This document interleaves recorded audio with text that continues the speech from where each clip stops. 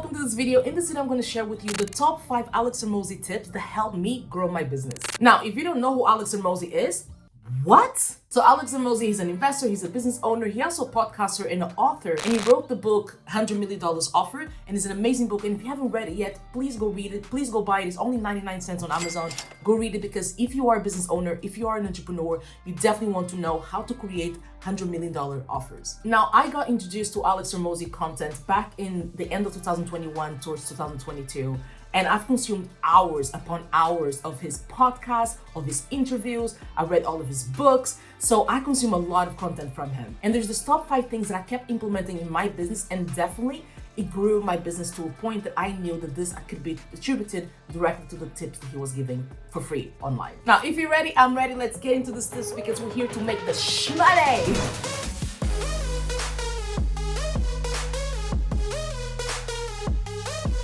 Now, the first Alex Hormozi tip that really helped me grow my business was one avatar, one channel, one offer. And basically what he teaches here is that you do not need to overcomplicate things. People like to have multiple things at multiple times running simultaneously. You only need one offer to one specific avatar, you need one specific channel. That's all you need. You don't need to start doing Instagram, Facebook, LinkedIn, MySpace, right? But you get what I mean. TikTok and other social media platforms. He says focus on only one avatar, only one group of people that you help. For example, if it's single mothers, then that be it. If it's entrepreneurs, then that be it. If it's entrepreneurs in the tech space, then that be it. One avatar, one offer, one thing, one problem that this group has, and you have one offer to help them overcome that problem. So whatever that offer is, just stick to one offer. Don't have multiple offers. Don't have a menu of offers. And the most important thing as well, focus on one channel of client acquisition. And for me, that was very important, because at the time, before I started listening to him, I was doing so many things at the same time because I didn't know exactly which channel I should double down on. And by the way, every single channel works. We just have to double down on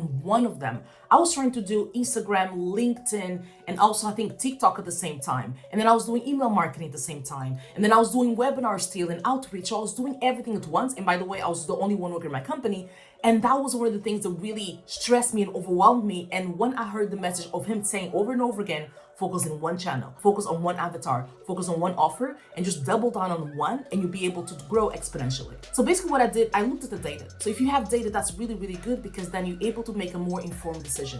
So at the time for me, I looked at all my client acquisition channels, and webinars and outreach were the ones that were giving me the clients that I actually wanted to serve and were more aligned with my services. So I decided to then just, out of those two, I picked one that I would double down on. So I became a master on that client acquisition system for my business. So for you, I recommend the same exact thing. Have a tally and look back at all the clients you've gotten so far. Go back and try to see where were the sources of those clients. And so that way you're able to see, okay, this client acquisition channel gets me clients, this one is what gets me clients. And then you can be able to see which ones were easy to convert, or are the ones that you enjoy more doing, and all of the things that are important for you. So that way you double down on one type of client acquisition channel and you don't have to do everything at the same time. Okay, so the second Alex Hormozi tip that really helped me grow my business was volume. Something that Alex Hormozi talks about a lot is how people really underestimate the amount of volume they have to put into things to actually see a return, or actually to get some data so you can make more informed decisions. So he always tells a story that when he was starting out with the gyms and to get people into the gyms, he started putting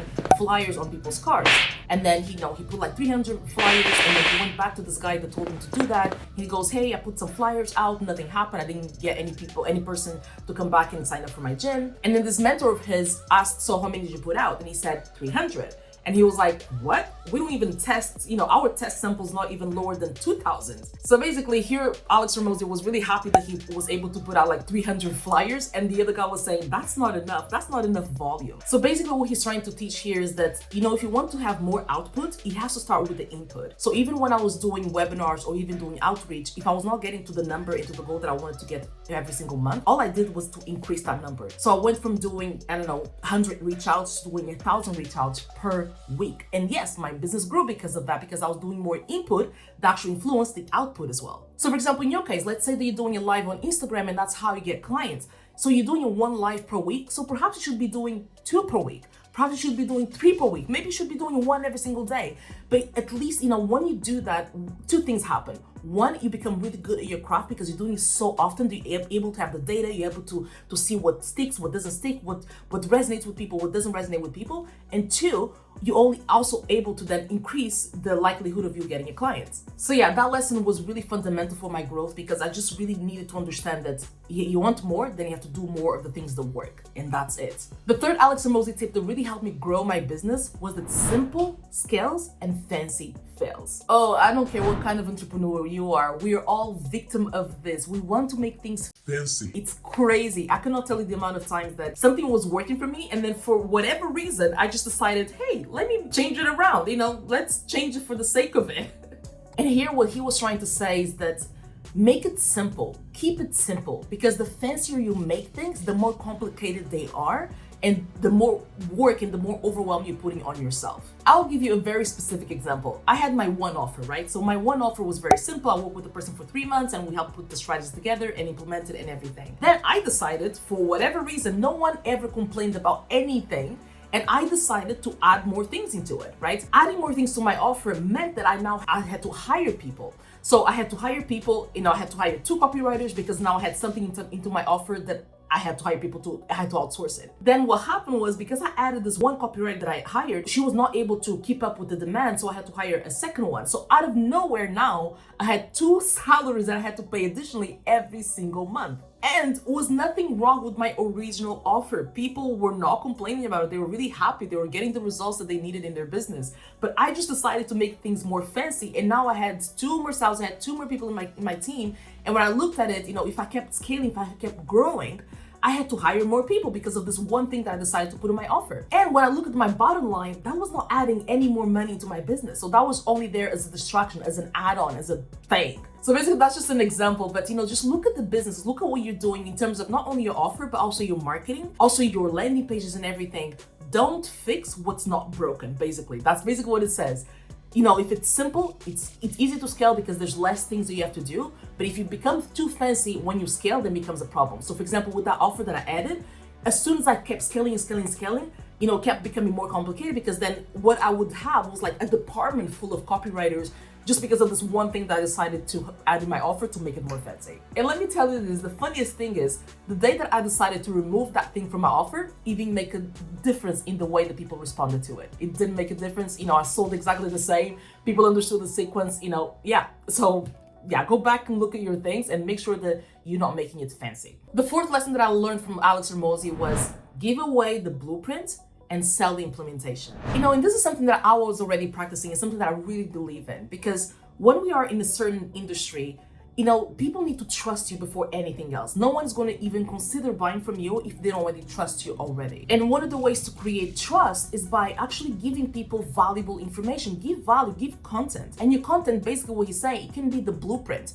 Some people are so afraid of giving their secrets. Oh, this is my secret, I cannot give it away because people will not pay me. People will pay you because then they'll understand, oh, this person knows what they're talking about. Now I don't know how to make that blueprint, figure out how to put it in my situation, so let me hire this person to help me guide me through this process. So if you're currently thinking of, oh my God, I don't know what to put out in terms of my content, I cannot talk about this because it's my secret thing, there's no secret thing. The secret ingredient is nothing.